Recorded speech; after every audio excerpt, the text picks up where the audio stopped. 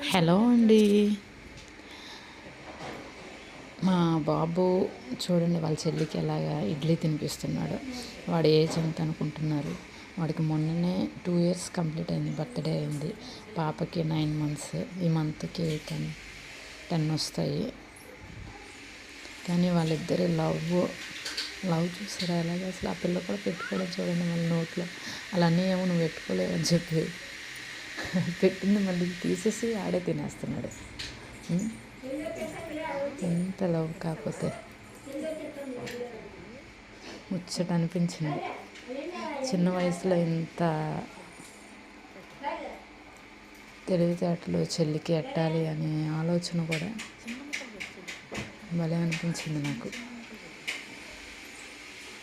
మనం అనుకుంటాం కానీ చిన్న వయసులోనే పిల్లలకి అన్నీ నేర్పిస్తే వాళ్ళు ఇప్పటి నుండే అన్నీ నేర్చుకుంటారండి.